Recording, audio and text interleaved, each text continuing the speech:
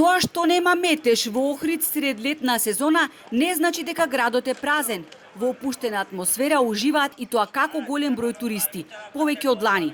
Ако досега ја немаше таа вообичаена гужва низ чаршијата, не значи дека немало гости. Тоа говори дека Охрид конечно се ослободува од масовниот туризам. Генерално, ова е успешна сезона, ценат експертите. Нивните истражувања говорат дека до почетокот на јуни бројот на туристи и остварени ноќевања е зголемен за 20% во однос на лани, што е одличен тренд. Затоа што се работи за групи кои што доаѓаат со аранжмани и најчесто се тоа учесници во културниот туризам, во активниот туризам и со тој дел навистина можеме да се пофалиме. Она што треба да се нагласи е дека во ваквата дистрибуција генерално во ноќевањата учествува хотелското сместување, што исто така добро, и тоа е она со кој што треба да се фалиме, а мислам, иако немам доволно податоци, дека малку послабо оди она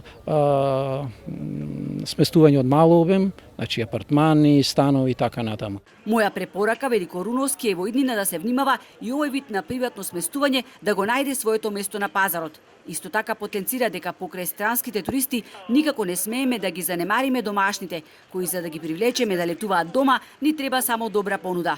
И од досегашниот тек на туристичката сезона е задоволен и таткото на градот.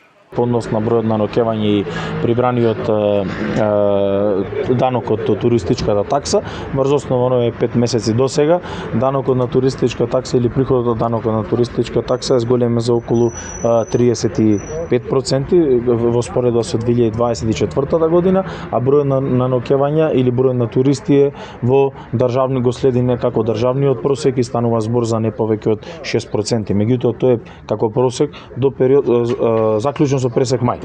Оценка за целата туристичка сезона ќе има во септември, кога ќе се соберат податоците, вели Пецаков.